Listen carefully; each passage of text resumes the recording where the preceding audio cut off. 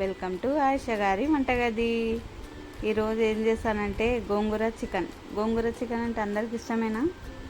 కావాల్సిన item chicken 1/2 kg, ఫ్రెష్గా ఉండాలి, బాగుంటుంది టేస్ట్. కొత్తిమీర, పచ్చిమిర్చి, టమాటా, ఉల్లిపాయ, పసుపు, ఉప్పు, కారం, అల్లం పేస్ట్, ధనియాలు పొడి, ఏంటిది గోంగూర 4 కట్టలు తీసుకున్నాను. ఫ్రెష్గా ఉన్నది తీసుకోవాలి, అప్పుడే టేస్ట్ అన్నది బాగుంటుంది.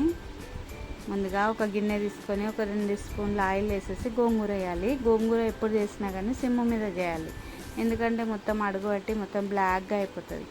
ఇది ఒక్కటి ఎప్పుడు కర్రీ చేసినా చట్నీ వేసినా కానీ ఈ విధంగా చేసుకుంటే తొందరగా ఉడికిపోతుంది, టేస్ట్ అన్నది బాగుంటుంది. దగ్గర ఉండాలి, సిమ్ము మీద పెట్టి మంచిగా ఫ్రై చేసుకోవాలి. ఫ్రై చేసుకొని ఒక గిన్నెలా మిక్సీలో వేయాలి, లేకుంటే అది పప్పు రుద్దేది ఉంటుంది కదా, దాంతో మ్యాచ్ చేసుకొని పెట్టుకుంటే టేస్ట్ అన్నది బాగుంటుంది. ఇట్లా రెడీ చేసుకొని పెట్టుకుంటే 10 minutesలో గోంగూర రెడీ అయిపోతుంది. గ్యాస్ పైన కుక్కర్ పెట్టి కొద్దిగా ఆయిల్ ఎక్కనే పడుతుంది, పెద్ద చెంచాడు ఆయిల్ వేసేసి గరం మసాలా అన్నీ 2 వేసేసి ఉల్లిపాయ సన్నగా కట్ చేసుకోవాలి. లావు కట్ చేసుకుంటే ఫ్రై అన్నది కాదు, కొద్దిగా కర్రీ వేసుకుంటాం కదా పచ్చిగా ఉంటుంది అన్నట్టు. ఒక 2 ఉల్లిపాయలు, చిన్నవి అయితే 2, పెద్దదైతే 1 ఉల్లిపాయ, పచ్చిమిర్చి ఒక 4 పచ్చిమిర్చిలు. ఎట్లా అంటే మంచిగా ఆయిల్లో ఫ్రై చేసుకోవాలి. ఒక 2 నిమిషాలు ఫ్రై అయిన తర్వాత అల్లం పేస్ట్ ఫ్రై అయిన తర్వాత ఉప్పు, కారం, పసుపు, ధనియాల పొడి ఏదైతే నేను రెడీగా పెట్టుకున్నానో అది వేసుకొని మంచిగా ఒక 5 నిమిషాలు ఫ్రై చేయాలి.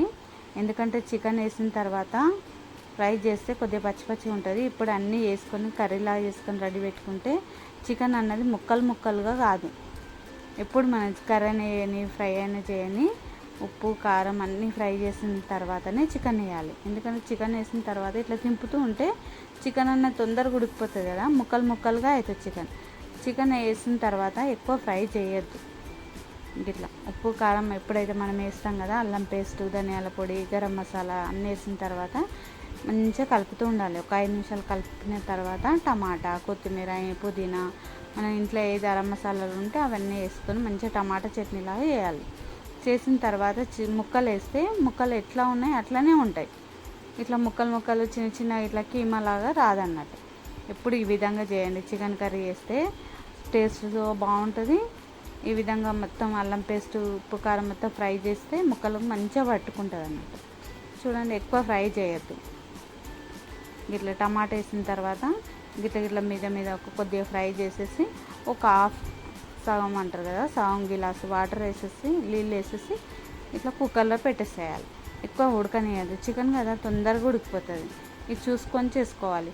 ఎక్కువ వాటర్ వేస్తాం అనుకో నీళ్ళలాగా అవుతుంది, కర్రీ అనేది టేస్టీ ఉండదు. ఒక 1/2 గ్లాస్ అయితే నీళ్ళు సరిపోతుంది. ఇట్లా ఒక 2 విజిల్ తీయాలి, ఎందుకంటే చికెన్ తొందరగా ఉడికిపోతుంది కదా. కొందరైతే ఇట్లా గిన్నెలో వేసుకుంటారు, కొందరు కుక్కర్లో వేసుకుంటారు. గిన్నెలో చేయొచ్చు, కుక్కర్లో వేయచ్చు.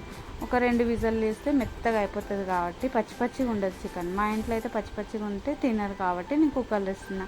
గిన్నెలో కావాలంటే మీరు గిన్నెలో తీసుకోవచ్చు. ఒక 2 విజిల్ వేస్తే చూడండి కలర్ ఎంత మంచిగా అయింది, వాటర్ అంతా పోయి మంచిగా ఉడికిపోతుంది. లోపల బొక్క ఉంటుంది, బొక్కసు ఉడికిపోతుంది. ఎక్కువ వాటర్ వేయద్దు, ఎక్కువ వాటర్ వేస్తే నీళ్ళలాగా అయిపోతుంది కర్రీ. మంచిగా టేస్టీగా మంచిగా ఫ్రైలాగా కావాలంటే చూడండి, గోంగూర కొద్దిగా నేను మిక్సీలో వేసుకు తీసుకున్నాను.